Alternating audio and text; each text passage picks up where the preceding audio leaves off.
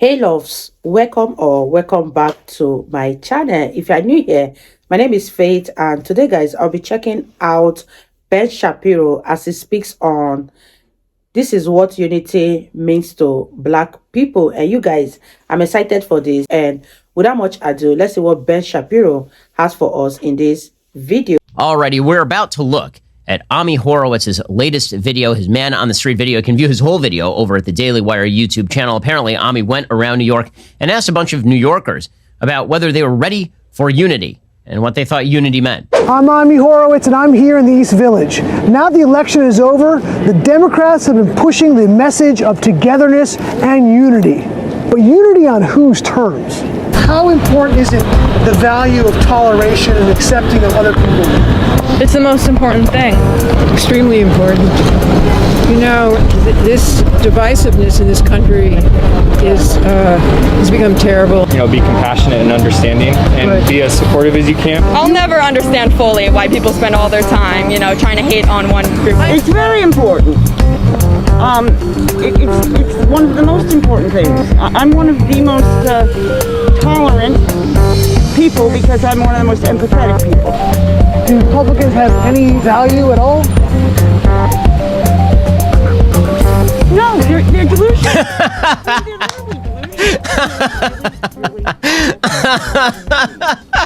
I think they're disgusting. Yeah. Yeah, you can pause right there for a second. I mean, that's of course exactly right? And then once you say that tolerance is the highest value, once you say that tolerance is the only value, then where you go from there is that anybody who has a value system different from that as their chief value system is a horrible person. Right? See, this is the self-defeating logic of complete tolerance, is that you can tolerate everybody except somebody who you consider to be intolerant. This actually has a deeper ideological root. It goes back to Herbert Marcuse, who was a Frankfurt School theorist, a neo-Marxist theorist in the 1960s, 1970s. He actually proposed something what he called repressive tolerance. He said that in order for tolerance to flourish, you have to make sure that groups that are intolerant are not allowed to flourish, and that means that you have to shut them down and never allow them to talk again. So tolerance requires harsh-handed intolerance. That's the only way that you can actually solve the problem of intolerance. Mindless, or like Racist. There's a lot of immorality in them. Every living thing on this earth is a miracle. Republicans! How important is it to compromise on issues, on major issues? Yeah, super important. Yeah. You know, it's not always going to be fair. You know, it's not, and not everybody's going to be happy by the end. But it's important to talk things through. Otherwise, how do we unify? Yeah, exactly. How important is the value of compromising to achieve unity? It's important. I mean, you do have to compromise. You do have to compromise. There are areas of common ground. They can reach areas of common ground. We could compromise on certain things. There is compromise. For instance, the climate change, which is at the top of the list. Okay. And So there's a compromise to be had there. there is a compromise to be had, yes. So for example, like, they would give on like cafe standards. That sort of You would thing. give on like fracking, that kind of thing. Well, fracking is a touchy issue. Can you compromise on something around climate change to give the Republicans something? Yeah, it would depend on what it was. For instance, they want to go into Anwar, the Arctic National Reserve, to start digging that up. So you're okay with that? No, I am not. Oh, okay. No. Is there something you're willing to compromise on climate change to give the Republicans something they want? Well, they could, as far as carbon emissions goes. So would you be willing to have a little more carbon emissions? No. Oh, you wouldn't. So there really isn't anything you're willing to compromise on. Well, I don't know. I'm getting the feeling that you don't fully understand the meaning of the word compromise. Can you compromise on? Absolutely not. There is no compromise. Okay, by the way, let's just stop it right there for a second. So first of all, a compromise on climate change is like the easiest compromise there is. So for example, many of the things that these folks are saying they oppose, like for example, fracking. Fracking is one of the chief reasons why the carbon emissions in the United States have dropped, because people are using natural gas and oil as opposed to coal-powered emissions, right? Coal is much more carbon intensive. Fracking is much less carbon intensive. And yet somehow fracking is the bad guy. If Ami were to ask these people, how do you feel about nuclear power? My guess is they would all say, no, nuclear power is extremely bad as well. Right? We can't have nuclear power. So we're going to have like windmills?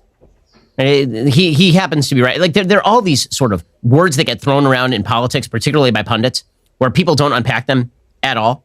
Because once you unpack them, it becomes very clear that folks are very, very inconsistent in their own view of the world. They're tolerant except for the people they hate. And they're in favor of compromise except for the people they don't want to compromise with. They're totally in favor of decreasing government spending unless it means actually, picking programs where you decrease government spending. And they also happen to be totally in favor of defunding the police until it happens that there are no police on their block. So people don't think through with any level of consistency their own politics, obviously.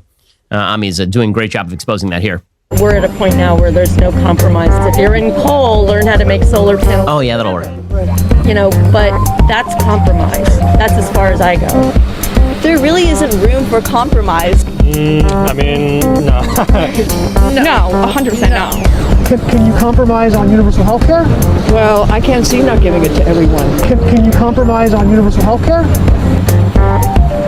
No, I mean, ultimately, no, I don't believe so. Is there room to compromise on universal health care? I guess not, no. No, other people, governments can do it, so I don't understand why we can't. Right. By compromise, they mean you shut the hell up and you give in to everything that we could possibly want. Right? This is, and part of this is just the moral binary that's created by the media, is that they're not complex answers to complex questions like how do you provide healthcare? And the reality is that there are a bunch of different versions of how you provide healthcare. Right? They're largely privatized systems like Singapore. There are totally nationalized systems like the UK. There's a lot of variation and gradation in there. And the healthcare system in the United States is sort of a grab bag of various policies. So there's plenty of room for compromise on healthcare. And there has been historically a lot of compromise on healthcare. But nobody actually wants to contemplate that. So they just go with the easy one-size-fits-all answer, universal healthcare for all. What about an issue like abortion? Yeah, I think that one's pretty clear-cut. It's yes, or I think there's no room. Yeah, there's no room to compromise. Yeah, I don't think so. Is there a compromise to be had on abortion? No. No, it's their body. It's absolutely their body. Income inequality. Should we compromise? No, I think we should just have equality. Can you compromise on fighting for income inequality? That's a heavy question. A compromise. Is there a compromise for? I can't think of one right now. Honestly, the 1% of this country are just way too have too much. No. You can't cover. Okay, so words that we have learned from Ami that mean nothing for these folks are tolerance and compromise. So that's exciting stuff. And that is not a complete shock at all. Because, of course, people who like to think of themselves as tolerant and moderate are, in fact, very intolerant and quite immoderate, as it turns out. On issues that are important to you really shouldn't compromise. Yeah. On issues that are important to you really shouldn't compromise. Right. Yeah. And issues that are right for, society and humanity. Okay, so yeah, maybe earlier I said compromising, but maybe now that you're making me see that, yeah. Do you think that we can unify with Republicans? Is there a real way to do that?